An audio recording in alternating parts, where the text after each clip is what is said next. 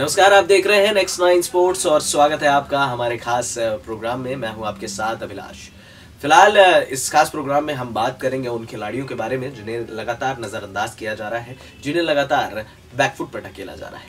विश्व कप 2019 के शुरू होने में बस अब चंद महीनों का समय रह गया है। ऐसे में टीमें अपने अपने कॉम्बिनेशन को बनाने में जुटी हुई हैं। विश्व की सभी खतरनाक टीमें अपने आप को वर्ल्ड कप के काबिल बनाने में जुटी हुई हैं। ऐसे में भारतीय टीम में भी एक उथल पुथल मची हुई है। लगभग अगर आप टीम देखें तो लगभग फाइनलाइज हो चुकी है। बॉलिंग तो लगभग फाइनलाइज है।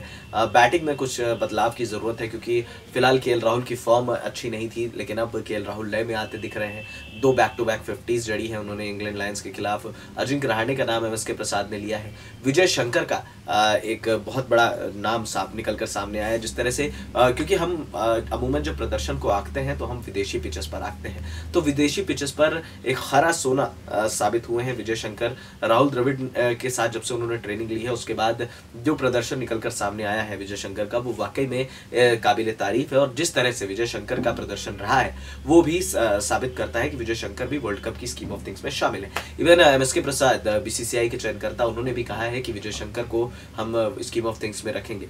ऋषभ पंत के एक्स फैक्टर का रोल प्ले करेंगे क्योंकि आपके लिए आपकी टीम में एक ऐसा खिलाड़ी होना चाहिए जो तेज रन्स बना सके। फिलहाल भारतीय टीम में ऐसा कोई खिलाड़ी नहीं है। अगर रोहित शर्मा को हम माने तो वो उनकी बात अलग है क्योंकि वो अपने दम पे तो फिर 300 साढ़े 300 भी मार सकते हैं एक दिन में, उनसे तो लगना ही बेकार है।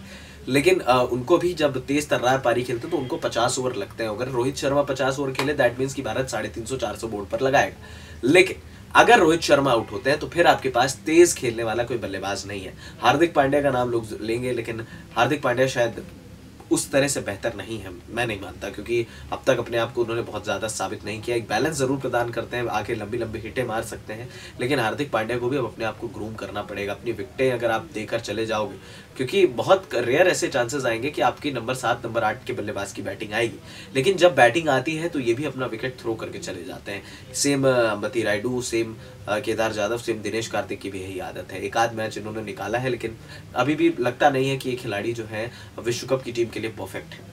तो किन खिलाड़ियों को नजरअंदाज किया जा रहा है? क्या सुरेश रैना को भी नजरअंदाज किया जा रहा है? क्या युवराज सिंह को नजरअंदाज किया जा रहा है? क्योंकि ये सारे खिलाड़ी जो है ये अपने आप को प्रूव कर चुके हैं। इन्होंने मिडिल ऑर्डर में भारत को शायद दर्जनों से ज्यादा मैच जिताए हैं। ऐसे में शायद इन खिलाड़ियों पर भी सोचा जाना जरूरी है। हो सकता है कि आईपीएल में इनका परफॉर्मेंस निकल कर सामने आ जाए और फिर बीसीसीआई मजबूर हो जाए थोड़ा सा अपनी वर्ल्ड कप की टीम को बदलने में। लेकिन यहाँ पर बहुत इंपॉर्टेंट है भारतीय टीम जिस तरह से प्रदर्शन करे, क्योंकि अगर प्रदर्शन नहीं हुआ तो फिर भारत को दिक्कतों का सामना, क्योंकि आपको अब आपके पास मौका है इन 5 मैचेस में परखने का। आपके जो खिलाड़ी फाइनलाइज हो गए उनको आप रेस्ट दे दीजिए, क्योंकि ये 14 से 16 मैच तो आईपीएल के खेलेंगे ही खेलेंगे, चाहे आप बात, क्योंकि फ्रेंचाइजी ये बात नहीं मानेगी कि आप इन खिलाड़ियों को रेस्ट दे दीजिए या फिर इन खिलाड़ियों को मौका मत दीजिए।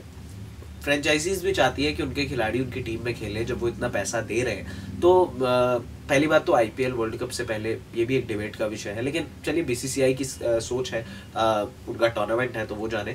लेकिन कहीं ना कहीं अजिंक्य रहाणे, सुरेश रैना और युवराज सिंह को लेकर भी बातें होनी चाहिए, क्योंकि ये खिलाड़ी भी आपके लिए प्रदर्शन कर चुके हैं 2011 का प्रदर्शन। क्योंकि अगर ये खिलाड़ी फॉर्म में रहे और इनको टीम में रखा गया तो ये आपके रायडू, जाधव और बाकी खिलाड़ियों से ज्यादा बेहतर खेल खेलेंगे। ये हमने देखा है पास्ट में भी, और जिस तरह से प्रदर्शन रहा है। नंबर 5 नंबर 6 पर आकर युवराज ने कितने शतक किए हैं, रैना ने शतक किए हैं, इन खिलाड़ियों ने कितने शतक किए हैं या पिछले 1 साल का आंकड़े उठा के देख लीजिए। आधे से ज्यादा खिलाड़ी चोटिल रहे हैं, 6 महीने बाद उनको आप टीम में ले आते हैं। क्यों आखिर भारत अपने खिलाड़ियों पर एक्सपेरिमेंट नहीं कर रहा? क्यों फिटनेस को लेकर हमेशा बात होती है, क्यों प्रदर्शन को लेकर बात नहीं होती है? योयो टेस्ट आपने मैंडेटरी किया, बहुत सही किया, क्योंकि देखिए कई लोगों ने कहा कि प्रदर्शन मानक होना चाहिए, योयो टेस्ट नहीं होना चाहिए, लेकिन फिटनेस के मामले में ठीक है, योयो टेस्ट शायद भारत के लिए जरूरी भी है। और फिटनेस रेशियो भी कम है, 16.1 का रेशियो है। अगर आप वो क्रॉस नहीं कर पा रहे हैं तो दैट मीन्स कि यू आर नॉट 100% फिट। लेकिन अभी भी इन खिलाड़ियों को भी मौका दिया जाना चाहिए। अजिंक्य रहाणे, जिन्होंने पास्ट में भारत के लिए बैकअप ओपनर के तौर पर भी अच्छा किया है, राहुल, अजिंक्य रहाणे, ऋषभ पंत को भी कहा गया है कि ऋषभ पंत भी, शेन वॉर्न कल कह रहे थे कि आप उनसे ओपन करा सकते हैं, क्योंकि ऑस्ट्रेलिया वालों को उनमें एडम गिलक्रिस्ट की छवि दिखती है। तो कहीं ना कहीं ऋषभ पंत भी एक एक्स फैक्टर प्ले कर सकते हैं। अब क्या भारत की सोच में क्या खिलाड़ी किस तरह से इर्द गिर्द घूम रहे हैं, क्योंकि फिलहाल अगर देखें तो आपका टॉप ऑर्डर सेट है।